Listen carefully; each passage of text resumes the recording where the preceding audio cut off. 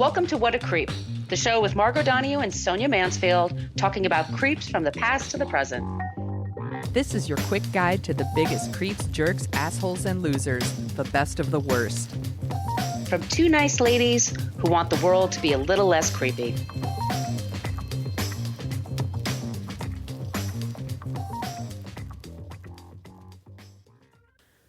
Welcome back to What a Creep. This is Margot Donohue, and my cohort in creepitude, as always, is the amazing Sonia Mansfield. Hey, Sonia. Hello, my friend. Here's Hans from Die Hard. Ha, ha, ha. I have been perfecting that since 1987, just so y'all know. We are the slow clap. Right, slow clap for the Margot. We are the show that talks about creeps from the past to the present. Today is a little bit different. What we're going to do is we're going to replay an episode that we did a couple of years ago about Charles Dickens. It's just that time of the year. It's starting to look a lot like Christmas. So Creepmas. We like to call it look Creepmas. a lot like Creepmas. Charles Dickens was a total fucking creep. We will get to that after we do this beginning part. I did want to talk about something that's happening in the news, but first let me just tell you, you can find us on Facebook. We have a basic Facebook page, but that's where most people go just to complain about our language. Yes, we use salty language in this program, if you haven't noticed so far. Fuck yeah, we do. We have a private Facebook group, and that's where we're the most interactive with people. You go to facebook.com, type in What a Creep Podcast, ask to join. Once you get in there, and you have to answer 3 little questions, and then just not be an asshole. Just hang out there, and we talk about creeps there, all kinds of things, and non-creeps. It's a really good group. We work really hard to keep it that way. So don't show up and act like a prick. Yes. And you can stay. That's the rule. Just don't be a dick. Just don't be a dick. We are on Twitter at CreepPod for now because somebody had What a Creep on Twitter for over 10 years and never used it. Great. And we're on Instagram at What a Creep Podcast, and we have an old-timey email, whatacreeppodcast@gmail.com. And if you would like some stickers, just send us your address via the email. We will drop them in the mail for you wherever you are on the planet of Earth. We'll put her on Santa's sleigh as he's going around delivering Christmas presents to good girls and boys. Slay, Santa, slay. He slays, y'all. He slays. First, before we get to that, I just want to talk about something that's happening in the news, and we talked about this person before. We sometimes have a quartet of creeps. We will pick 4 creeps under a certain topic, and we did comedians. We've done it a couple of times because it turns out there's a lot of fucking creeps so in many. comedy. Jesus, isn't that hilarious? Christ on a hockey stick. Yes. It's hilarious how many stand-up comedians are creeps. So funny. Why are so many comedians creeps? Why do they like this? Have you ever noticed that so many stand-up comedians are creeps? Did you ever get food on an airplane? It stinks. And then you're sitting next to some stand-up comedian who turns out to be a creep. Who shows you his dick when you didn't want to see it. Louis C.K., what? What? Yeah. I thought I was sitting in the no dick section. Speaking of dicks, Chris D'Elia, we've mentioned him on this show. He's a popular comedian. Look, comedy is subjective. What one person finds funny, another person might not. I think it's one of those art forms that doesn't age very well. There's things I joked about like 10 years ago I wouldn't do now. For sure. And for sure, no, this is true about me. Right. And on Netflix, they have a comedy special every week. I can't say that I like every single one that they put out, but there's some I really do like. We all have different tastes. What we don't like is when a comic is abusing women and when they're abusing kids. And guess what? Correct. If you're under 18, you're a kid. And it's not okay to groom them. It's not okay to reach out to them and flirt with them until they hit 18, and then you can hit that. Now, gross. It's super so fucking gross and illegal. Very illegal. We talked about Chris D'Elia. He was credibly accused, and sued for this. Yes. There's been evidence presented. He goes away for a minute, and then he comes back on the road, and a lot of his fans don't seem to fucking care. So comedian Kyle Anderson does care, was upset about this because you all get painted with the same brush. If it's just like all, dudes in comedy just get away with this shit. Like Bill Cosby got away with shit for years. By the way, we talked about Bill Clinton being a creep and other Democrats, so I don't think it's any aisle or just men. Yes. We've done a lot of episodes about women too. But we have. Kyle Anderson talked to several women who say that they have been abused by Chris D'Elia. The YouTube clip, you can find it pretty much on Twitter or anywhere. But it's talking about how he's grooming several women there and how he keeps them in. It's called coercive control and keeping people under your control, under your power. He's using his fame. I know a lot of you are going to say, "Who the fuck is this guy?" But in stand-up comedy, by the way, that he's been doing for the last 2 years since the first accusations first came out, still goes on the road, still plays in Hollywood, and people like Patton Oswalt still perform with them. You know, maybe, you can't control what the venue does, but you can talk, you're powerful enough that you could do something about this. Exactly. You can choose who you perform with. Right. You can control that. Yeah. And Alice Hamilton is a comedian that we both adore. She's truly funny as shit. She is so funny. She's so funny. And she also hates creeps. And she's constantly talking about comedy creeps. She's the person that, first talked about him she had a comedy special on YouTube that released in the last year. It was the funniest thing I've seen in a really long time. So good. And she calls his shit out. And she's been waiting for this. The guy got married and had a kid in the meantime. And it's you need to see the special. Like I said, but it hasn't slowed him down. No. It hasn't slowed him down, by the way. Like he did it. It's like a PR thing. It's like, no, I'm totally fine now. And look, I'm a changed man. I'm married. I've got a kid now, but he's still doing it. And here's the thing, Sonia, I didn't realize this, but one of his former friends said that he's one of those people like Gene Simmons. Never drank, never had a drug. And if there's anybody that I think needs to smoke a doob once in a while, it would be Gene Simmons. He's a little... Right. It's like, a little intense. Ugh, he's a little intense. So he can't blame this on an alcohol problem. He can't blame this on a drug. And by the way, we don't shame people for having addiction issues on this show. We both have encountered it in our lives with family and friends. But that's not an excuse he can give. No. And this has only been a couple of years that this has happened. He has other friends that are doing shitty stuff. And there's other comedians that have been accused of things. And then they come back and like, oh, I'm better now. And they're not.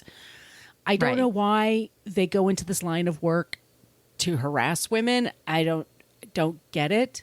But for some reason, they're protected. So we wanted to put this clip out there just to know what you're buying. When you're going to see somebody at a show, you should know who's up there. I also worry about people like, obviously women in the audience, but the women who work there at these clubs and the shit they put up with there anyway. But then they have this shit on top of this guy being a known creep.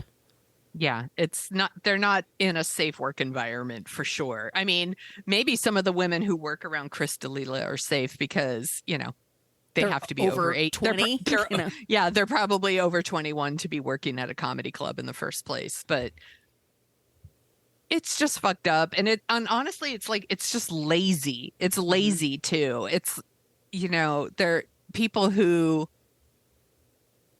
still support people like him or still support like Dave Chappelle or Louis C.K. or it's like, I don't want to change what I like or I don't want to admit that I'm wrong or just you can like what you want to like. I guess that's fine. But also just know who it is that you're liking and maybe why you like it. Think about that. Like, there's old Louis C.K. stuff that's super fucking funny. I get it. If you see him now, you're supporting like some really fucked up shit he's done and has not like really apologized for or atoned for or try to make right. And Chris D'Elia is just still doing the same fucking shit. Right. Like he hasn't learned shit. And it's like, dude is not that funny. He's not worth it. No. On top of that, he's not funny. But once again, like I said, it's subjective. I don't even mean to compare him to like a Dave Chappelle or Lucy because he's not that funny. No, he's not that funny. No, that's the thing. Like that drives us crazy. But look, it is a thing. There's people I find funny that you would probably be like, ugh, what are you talking about? But anyway, not to belabor it, but we do try to keep up to date on this. So this creep, we have the YouTube clip is in there. Check it out for yourselves. After this, we're going to be playing our Charles Dickens episode. But in the meantime, let's take a turn for a non-creep that I'd like to talk about. We co-host a show called Dorking Out, where we dork out about movies. And this past weekend, I learned that actress Valerie Perrine, she has Parkinson's disease.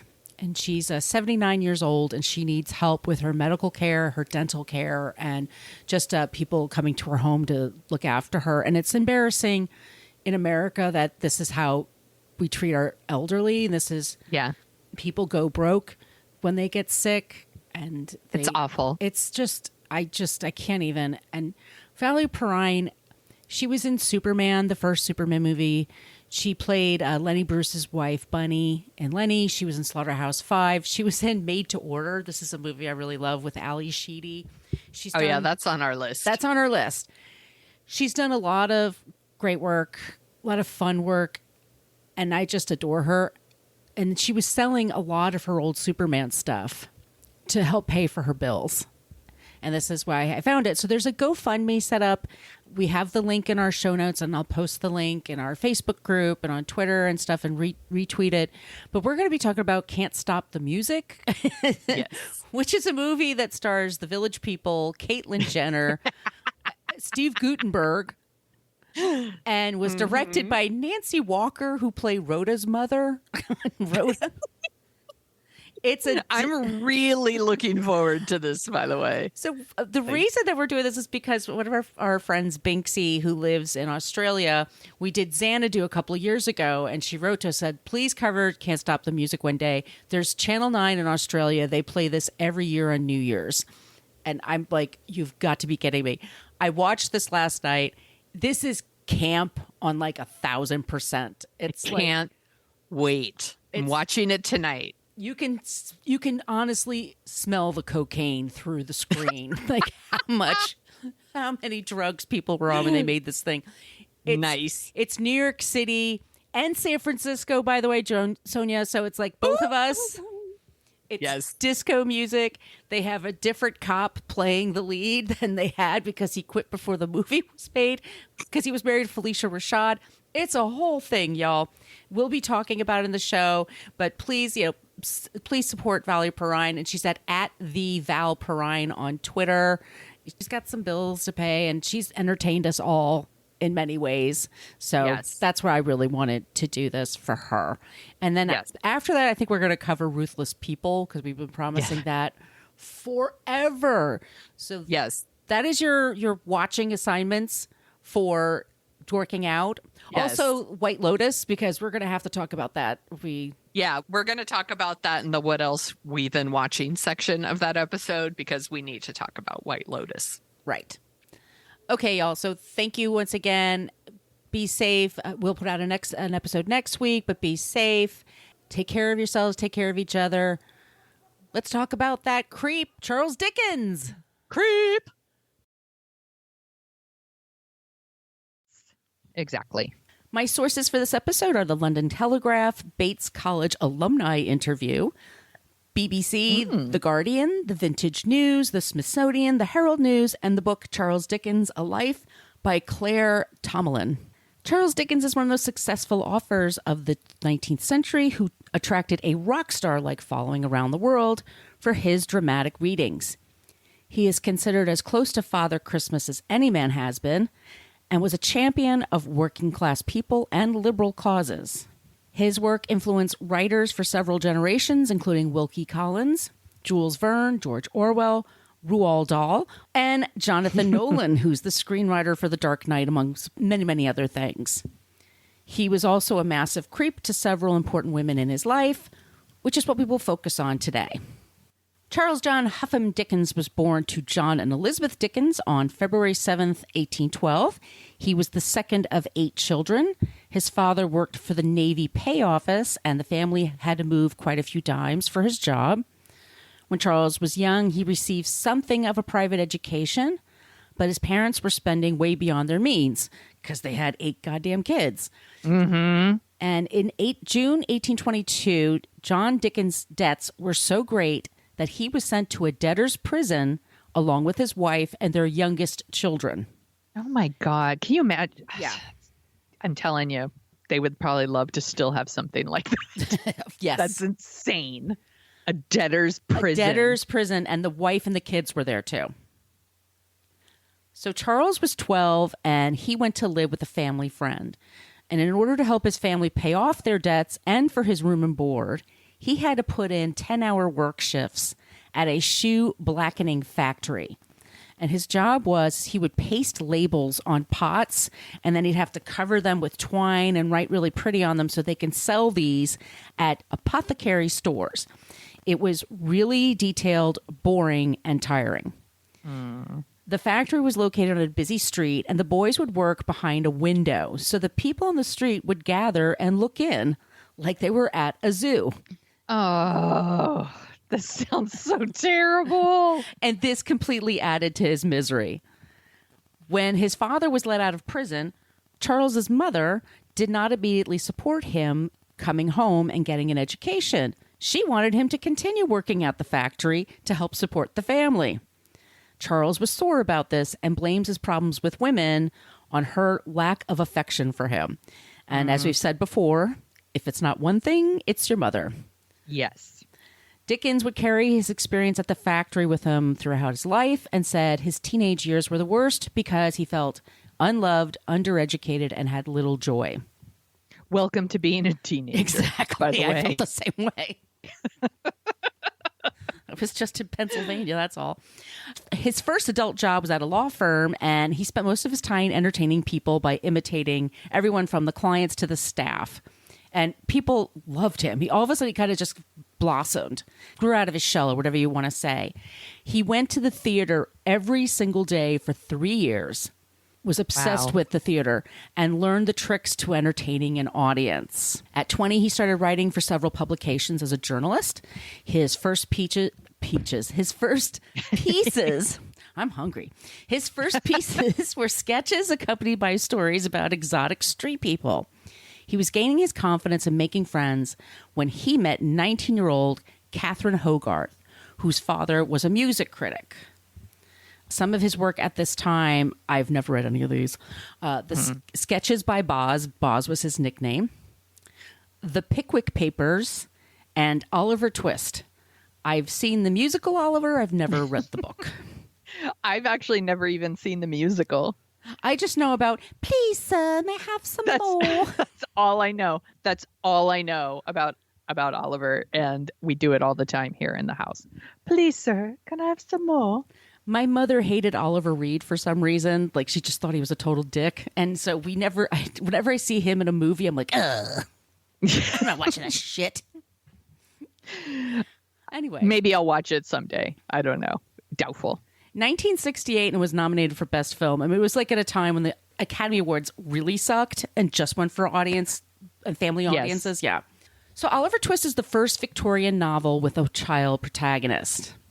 April of 1836, Catherine and Charles are married. He's 24, she is 20. Catherine would give birth to the first of their 10 children in January 1837. What? 10? 10. She learned nothing? She had nothing. Oh, we'll get to that. From the 8 kids? Oh, we will get to that. 10. 10. Okay. She also had 2 miscarriages. I mean, this woman was pregnant all the time. Oh, I didn't really love being pregnant, so that sounds like misery to me. But some people fucking love being some pregnant. women. I have a friend who loves, like I said, just had her 5th one, and it was just like she wants another. Okay. No. So the oldest is a boy named Charlie, and they rent a home in Bloomsbury, London. I hope I said that right. By the way, we're American, and all of our English fans out there, if I wreck any names for things, please accept my apology now. Catherine's 17-year-old sister Mary moves in to help them out. Charles becomes very close to her and was distraught when just a year later she fainted and died in his arms. Yeah. Oh my gosh. It's tragic. She most likely had some kind of heart failure. Jesus. Yeah. Charles said at her funeral that when he dies, he wanted to be buried next to her so their dust can intermingle. That's not suspicious. No. Mm-mm. So when there's Totally normal thing to say reaction. about your sister-in-law. teenage sister-in-law, by the way. Yeah. When their second child was born, she was a girl. He insisted that she be named Mary. He also kept a locket of Mary's hair his whole life and wore her ring for the rest of his life. Oh my gosh. Yeah. I'm sure his wife super loved that. We'll get to that. He was so famous and successful that Queen Victoria herself read his work. But as he was making money, his publishers were bought out, which meant he didn't have the rights to his own work. And this would be a theme going forward. And it used to happen that they would just buy each other out and the author would be screwed. And then they would just publish the books all over the world and the authors would never get a penny. They didn't have that copyright. So he realized pretty soon on this is messed up and he wanted to try to fix it. Some of his weird behavior to women began soon after his marriage, or is what she noticed. For example, I hope I say these things correctly. He takes a vacation to Broadstairs, and that's where he met the fiance of his lawyer's best friend. I know it's a little bit of a trick to get around that. Her name was Eleanor Picken, and he was flirting with her openly everywhere they went. His wife and her fiance tried to grin and bear it, but it was obvious to everyone. One day they were walking as a group when Charles grabbed Eleanor and ran to the sea with her.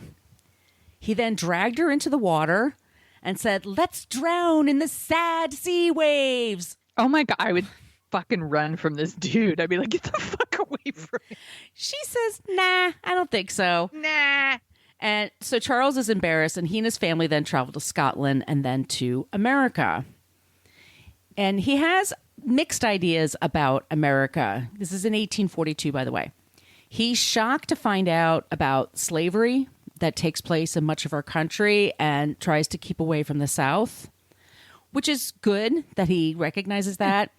He completely ignored it happening in British colonies around the world and never wrote about it. But he did write about it in America. By the way, he was greeted as a huge star. And people would gather at theaters outside, on the street, on the sidewalks, to try to listen in when he gave a performance. And apparently he was a fantastic speaker and could do multiple voices. He was very tall and thin, had a ton of energy, and people were just totally into his shit. Like, he was a big star when he came to America. This does not happen to authors now. No. Not even David Sedaris, though they should. When he was visiting New York City, he and American writer Washington Irving tried to convince Congress to uphold an international copyright so their work could not be pirated. The press resented them for this and told them they're just not happy enough for being famous and they should just shut up and not. Yeah. So this would take a while for this to happen. I can't even imagine you write something, you put your heart and soul into it. It's your work, and that people can just take it. Yeah. And you don't own it. And there's nothing you could do about it. They could change they could change it too. Yeah. They could write a happier ending if they don't like what you wrote. Like it's that kind of shit. That's crazy to me. Yeah, it's ridiculous. I would be pissed too. They have every right. They are absolutely right about this. A year later, he writes A Christmas Carol, which helped reignite enthusiasm for the holiday here, the U.S. and in the U.K.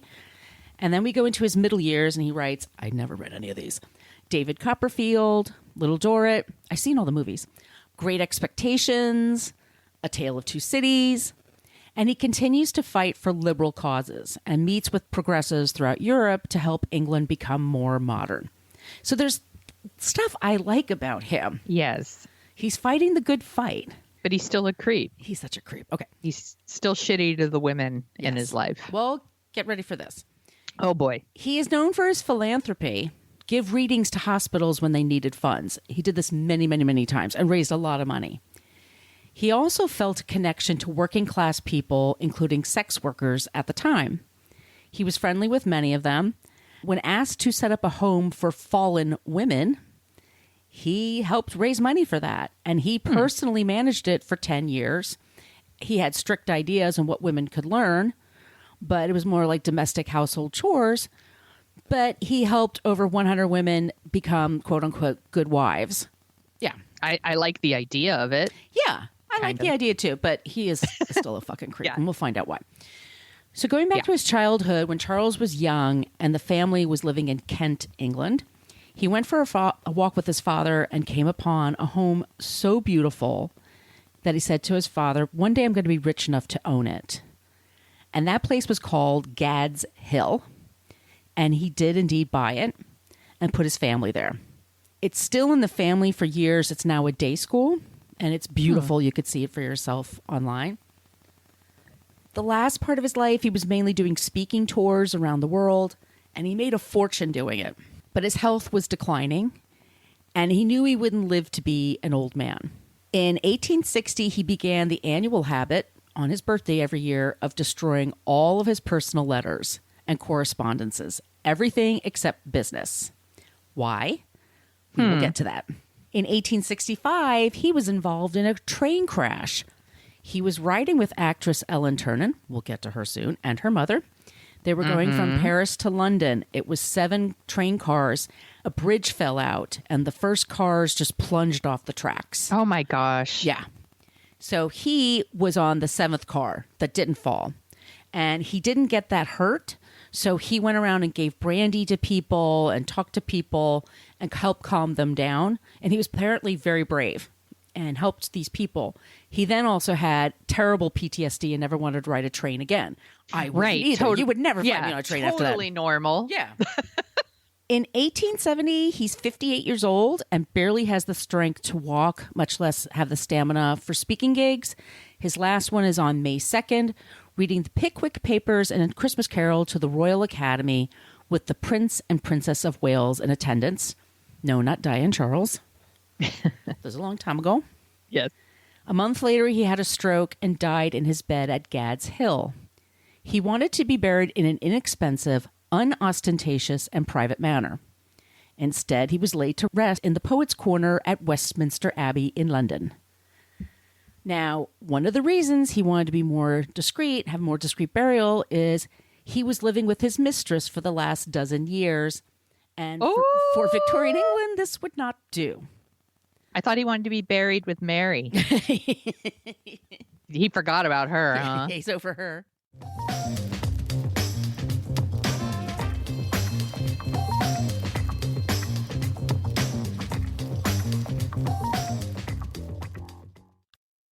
Now, I want to talk about Catherine Dickens, his wife, and what she put up with during her marriage to Charles Dickens. Charles was always flirting with younger women and getting her consistently pregnant. He was also always complaining that she didn't have his vitality and that she was fat.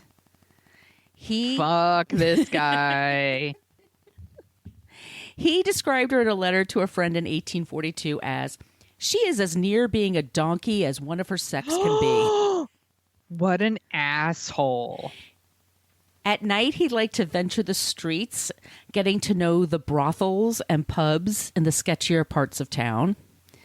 In 1856, one of his closest friends married a young, rich widow who had no interest in children.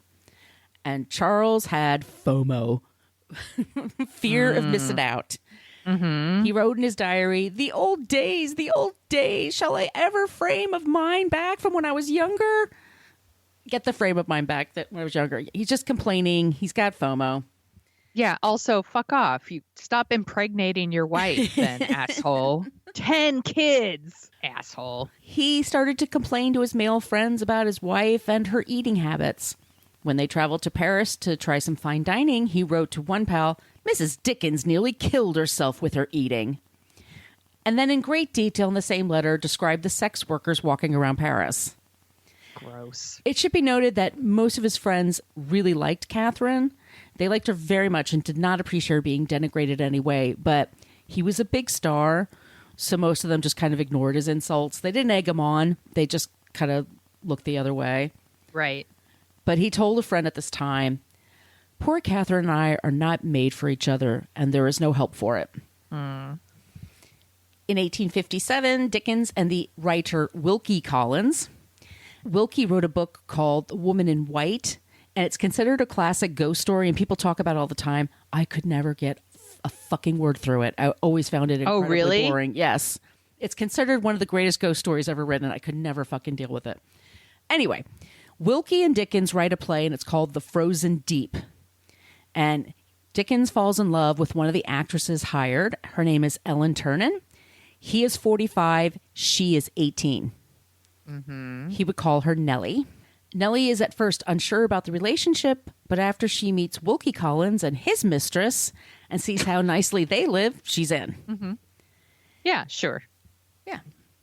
He tells Catherine he wants a separation. And he does this by actually dividing their bedroom. He takes a bookcase and moves it into the center of the bedroom, and he lives on one side and she lives on the other. Honestly, Catherine was probably fucking relieved, right? Like, God, he can't knock me up through this bookcase. He refused to have any contact with her in the room, and he brought women to the room. Oh, no. No. And she was hoping to change his mind. But Catherine. Yeah, Catherine, but nope. He was intent. He wanted to be with Nellie, and that was it. Dude, he's super rich. Why don't you buy another place? Well, so this is what he does. Okay. So eventually he got her to agree to a separation. He would stay in Gad's Hill with 9 of their 10 children, and her sister Georgina would stay in Gad's Hill to raise the kids. Catherine would take one child and live in another home and just start a new life without her husband. When this happened, Catherine and Charles never saw each other again. How did they decide that she would only take one of the kids? It's really complicated. She dealt with I'll talk about it a little bit more, but I think she just had a lot of postpartum issues. Yeah. Well, yeah. You know, she had problems with headaches. She had problems with a lot of things, and I think she found it overwhelming. Yeah. And her not pregnant sisters would just show up who were younger, and they could just handle all these kids. And by the way, Charles, I should say, he liked his kids very much. He especially doted on his daughters. Maybe that's weird, but he liked being a father. Yeah. He was tough on the boys. I hope so with 10 kids. You've got to wonder. I feel really bad for Catherine because pregnancy really fucks with your head. Yeah. And your body. Yeah. And to do it over and over like that. And so 10 kids and 2 miscarriages on top of that. That's a lot. Can you imagine giving birth back then? It's awful. Yeah, I feel so bad for her. Ellen destroyed all of his letters to her, Ellen Nellie, whatever you want to call her. And they kept their romance under wraps for years. But eventually his older kids figured out what was going on. And daughter Katie even said that her father and Ellen had a son together who died in infancy. Oh. Since he cannot get a divorce because he can't prove adultery, Charles is so frustrated, he decides the best course is to have his wife committed. In 1858, Charles Dickens approached Thomas Harrington Duke, who ran an asylum, asked him to commit his wife for being insane. And so this way he can have a clean separation from Catherine and live with Ellen Nellie openly. This is bullshit. He heard about this from a friend of his who did the same thing. Who got to send his wife away to be insane for a few weeks at an asylum, brought her home and divorced her. So because Charles was denied of this, he decided instead to leak to the press that Catherine was insane and she was making his life hell. He said she was an incompetent mother. She was an alcoholic. She was not, by the way. And said she may have some mental disorder. And she was most likely, I would just say, depressed for decades. I mean, this is 20 years of marriage you're constantly giving birth. He cast her as mentally deficient.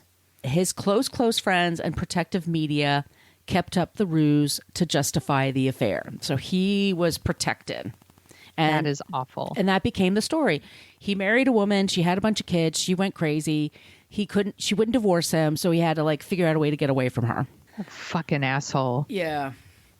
So what many people do not know about Catherine is that when she was younger, she was not only beautiful and rather wealthy, which I think attracted him to her in the first place. But she was a writer and an actress.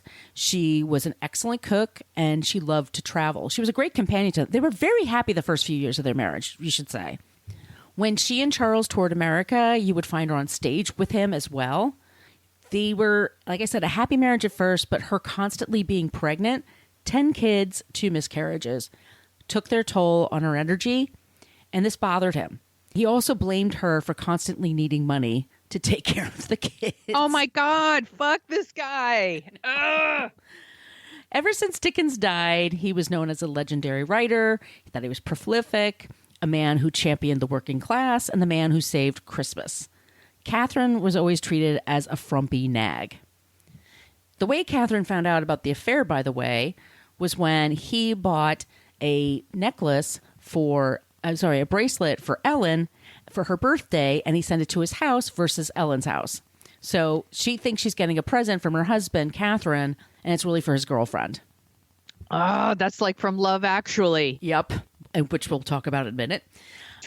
That. Another one of her great personal achievements that nobody talks about was that she wrote her own cookbook. And it was in 1851, and she used the name Lady Maria Clutterbuck. That's an unfortunate last name. She should have come up with something better. I think so. But it was a cook. They called it a cookery book, and it was What Shall We Have for Dinner? And it's basically how to serve food for a great deal of people. And it's, you could serve like 18 people. And it was like, it's England. It's like potatoes and mac and cheese and shit like that. A lot of people started creating the rumor that Charles wrote the book, that she never wrote the book because she's mentally incompetent. There's no way she could have done it. All this crap. It's still out. There's still several editions, but it was just a way to try to erase her more. People just didn't want to give her any credit. I kind of want to buy that book now. I know, don't you? I want to make the mac and cheese. Also in 1851, the same year she produced this book, she wrote the book and published it. She suffered a nervous collapse, it was called, because of the death of her daughter, Dora, who is 8 months old. Oh my gosh, that's so sad. I can't imagine. That's heartbreaking. It's horrible. So Charles's children basically had to choose sides and would get the cold shoulder from him if he felt they were spending too much time visiting their mother. There was a great deal of emphasis by his family and the publishing community to keep his reputation intact. If anyone spoke out about his affairs or his treatment of women, they were kind of banished. He was Father Christmas, let's just say. They wanted to keep that image going. So they, like I said, they never saw each other again once they were separated. She moved to a new home. They had very little correspondence. But she remained really attached to him and very loyal to him right up until the time she died. And she died of cancer in 1879. As she was dying, she gave a collection of letters to their daughter, Kate, that I mentioned before.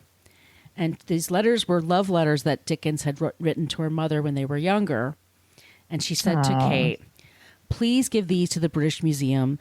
That way the world may know Charles loved me once." Doesn't that break your heart? Oh my God, that is so sad. Oh, that hurts me. Catherine Dickens was buried in Highgate Cemetery in London with her infant daughter, Dora. That is our creep today, Charles Dickens. Good job, Margot. Thank you. Justice for Catherine. I mean it, really. Seriously, fuck that guy. What a huge asshole. He apparently wasn't nice to Ellen Nellie, but I couldn't find too much about it. Supposedly that was the rumor as well. When he died, she was with him until his death, and then she married somebody 12 years younger and lied about her age. Oh. Yeah, and she had they ran a school together, and she was very happy. But she burned all of her correspondence with him, so there might have been some weirdness with her as well. But that's the big story there for you. It just makes my blood boil when these stories of men who marry and then they domesticate these.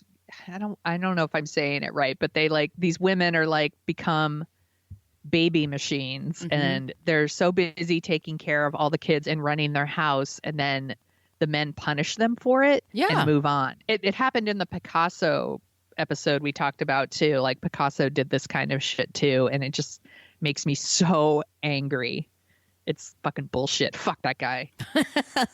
Look, and enjoy A Christmas Carol. I do. I mean, it's okay to enjoy the art, the written word. I mean, he's created. He helped make Christmas what it is today, which is great.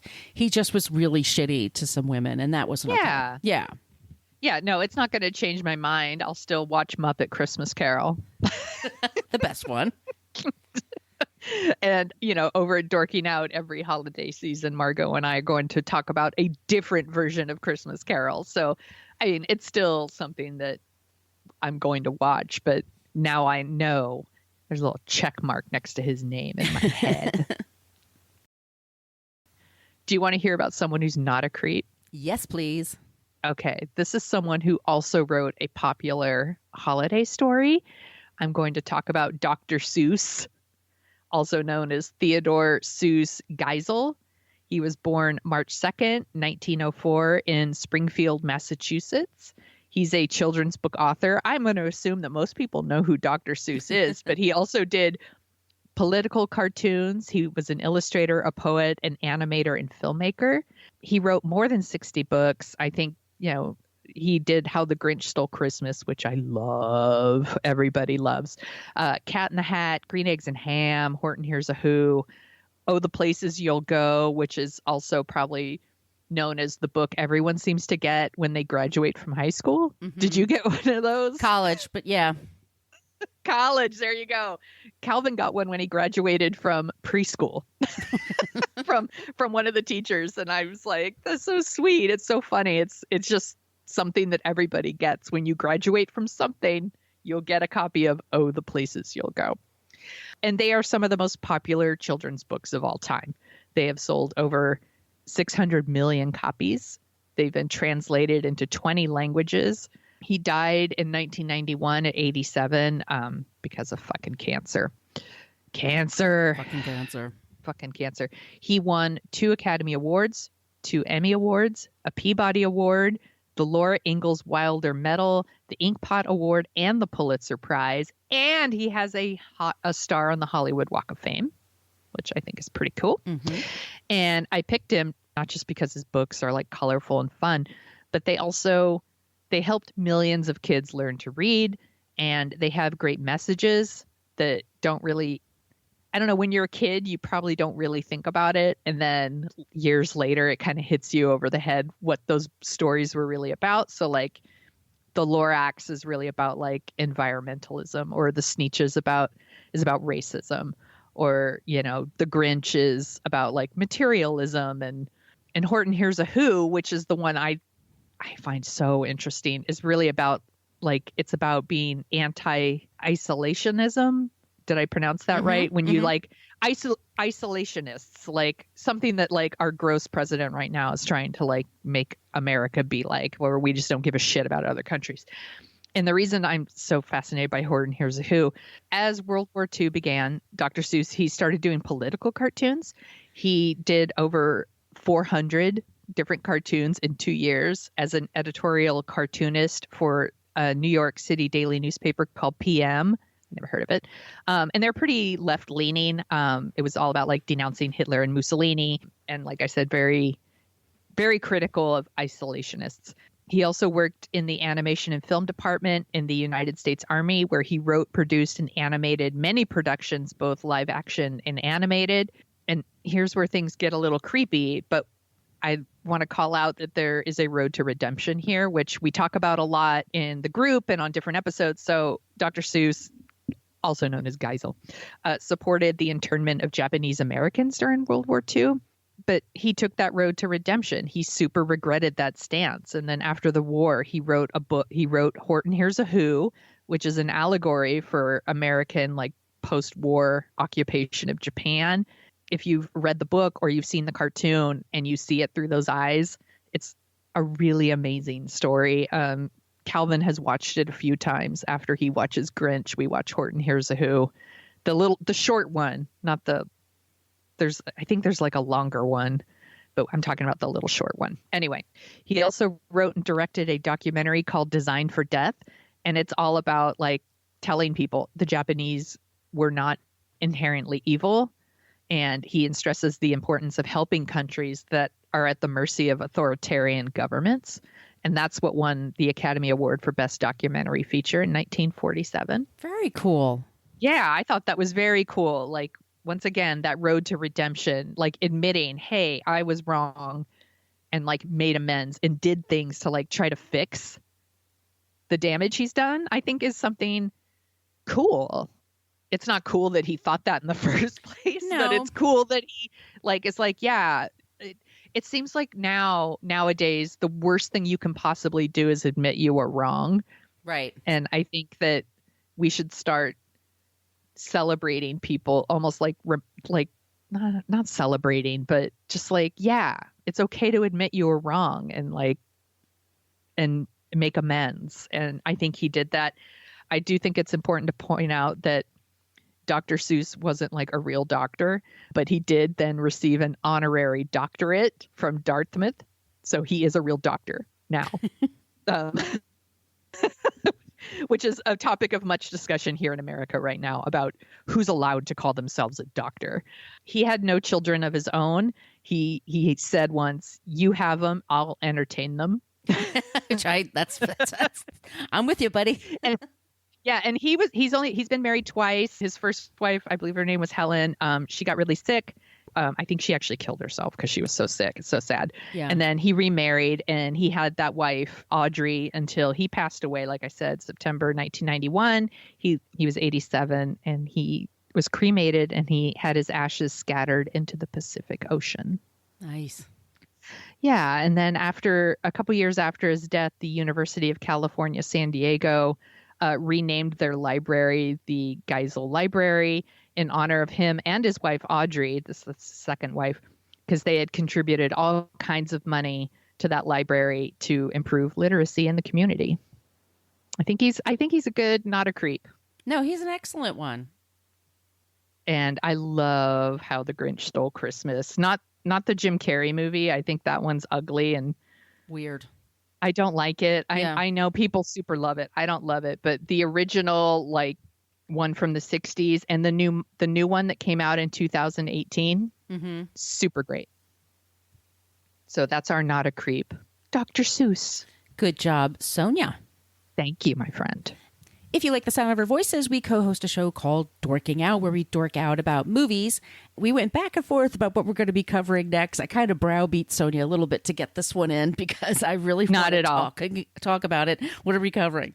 We are going to talk about Love Actually, and I am very, very excited to talk about Love Actually because one of the first times ever I heard Margot was on another podcast where she was talking about Love Actually. And I was like yelling at the podcast, like, yes, that chick gets it. She fucking gets it. Yeah. Like, and I wanted to jump into that conversation so bad. So you didn't really have to twist my arm very hard to talk about Love Actually, because I have a lot of thoughts and feelings about this movie. I think it's going to be really, really fun to talk about. So we'll be back soon with a new episode, you guys. Have a great holiday season. Stay safe. We're very sorry if you're stuck indoors. So are we. We'll get through this together. Wash your hands, practice social distancing. Follow us on all the things for social media at CreepPod on Twitter, Facebook group, our email once again, whatacreeppodcast@gmail.com. And we love it when you use the Annie Potts gift from Ghostbusters. We got one. Once again, also, we're always looking for suggestions for non-creeps. Please send them our way. And Sonia, where can they find you? You can find me at thesoniashow.com and The Sonia Show on Twitter and Instagram. Where can people find you, Margot? You can find me at Brooklyn Fit Chick, mostly for Twitter and Instagram. And my blog is brooklynfitchick.com. And Sonia, by the way, we forgot to mention about our website. Oh my gosh, it's whatacreeppodcast.com. And you can find everything you ever wanted to know about this podcast. And it includes links to our Patreon page and our merch store. You can get amazing t-shirts and masks and journals and tote bags. And I'm going to be uploading our new our new adorable logo with the updated colors very soon. And I have some ideas for 2021 logos too. So there'll be new designs soon. Yeah, new designs soon. All right, you guys. So in the meantime, once again, practice social distancing, wash your hands. Don't be a creep. Creep. Thank you for listening to us talk about creeps. You can follow us at What a Creep Podcast on Facebook, Twitter, and Instagram. But don't follow us too closely. You can email us your creepy stories at whatacreeppodcast@gmail.com. But please keep your dick pics to yourself.